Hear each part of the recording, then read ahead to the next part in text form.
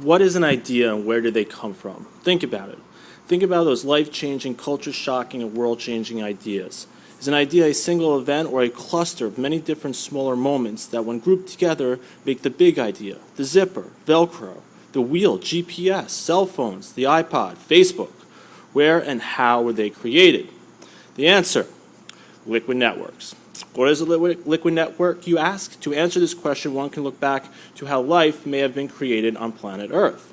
Early Earth was a very violent and hot place. However, there were several elements whose unique characteristics and properties made the planet a very special place.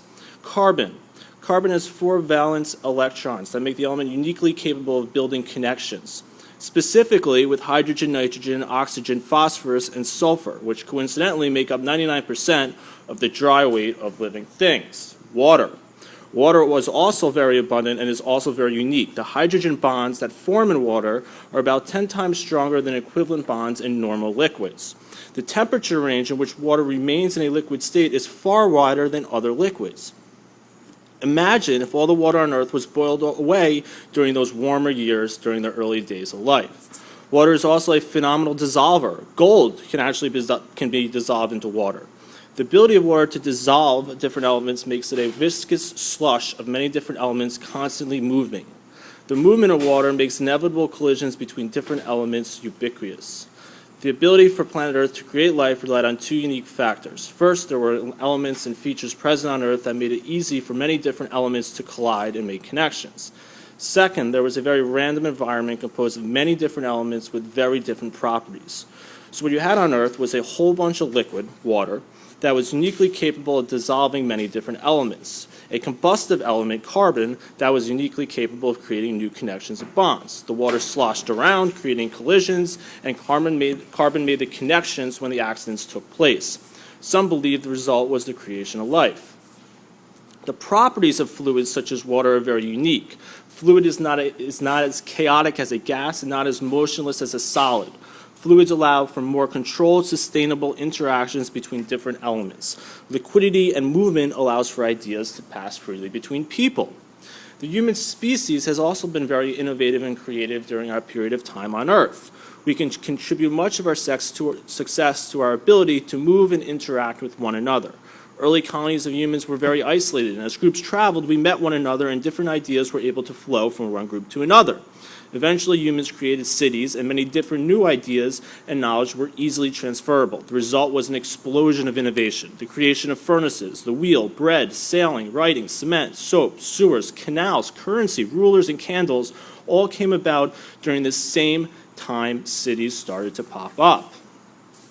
The art of studying has also been impacted by liquid networks. Several books have been written in an effort to study and identify how those great breakthrough ideas came to be. Many authors interviewed the people who came up with some of these life-changing ideas. However, the problem was that none of the authors focused on the environment or networks that launched and aided in the creation of these ideas.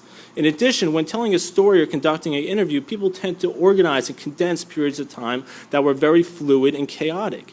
It's not like the idea of Facebook was created during a 2-hour study session in a library at Harvard. There was an initial moment of, wow, I have a great idea, and then many hours, days, and years of chaos took over until the finished product was launched. The idea of Facebook is still evolving. During the 1980s, Kevin Dunbar, a psychologist at McGill University, realized that past tense interviews were not yielding many results as to how great ideas are generated. He decided to forego interviews and install cameras in 4 leading molecular biology laboratories.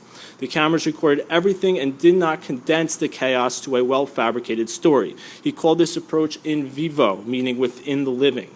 This approach is the complete opposite of the in vitro, meaning in glass approach previously being used to understand the origin of great ideas. The study revealed that the failure or problem with one experiment was often the origin of a completely different idea for another completely different experiment. Discussions and exchanges between the scientists working on different projects often realized that there were problems and challenges were actually very similar. Most importantly, Dunbar's study revealed that more often than not, the aha moment was not in the lab, but around a conference table where different scientists were sharing their work with one another. The different conversations forced the scientists to reevaluate their approach to their research and think about problems through a different lens. Dunbar wrote, "The results of one person's reasoning became the input to another person's reasoning, resulting in significant changes in all aspects of the way research was conducted. The overwhelming point to his research is that working alone creates an environment of a single productive input. However, in a chaotic group setting, many different ideas are mixed in a substance called a social setting, which holds the ideas and conversations close together, allowing many different productive inputs to collide and bond to create a potential new genius of an idea. This all takes place in a liquid network. Dunbar's research has had a far-reaching impact in how we work and the environments in which we work. Many companies have abandoned the traditional work setting of cookie-cutter gray cubicles strung across a barren flat floor of an industrial complex. Building 20 at MIT has a very unique and very accomplished history. The building was built as a temporary structure during World War II, but it stood for 55 years. The building's temporary roots have created some incredible and very permanent ideas, including Noam Chomsky's linguistics department, Bose Acoustics, and the Digital Equipment Corporation. So what was the secret to this building's success? The building was never assigned to any one department, and since it was temporary, there were very few objections from administration when someone wanted to knock down a wall or drill a big hole in something. Therefore, the building became more a malleable structure that could be customized to create an environment that was appropriate for many different types of projects and ideas.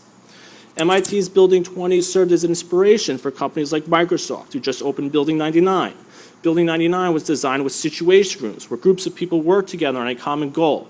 There are conference tables, sofas, semi-private workstations. The walls are made out of right-on, wipe-off material, so when the big idea hits, there is a place for it to be captured.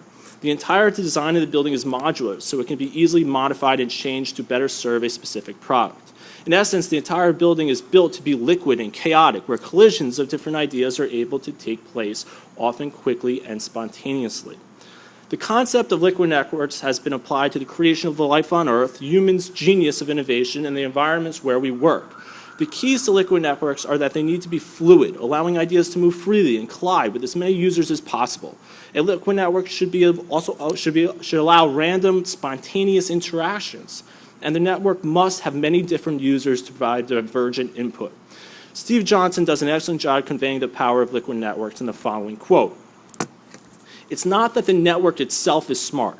It's that the individuals get smarter because they're connected to the network."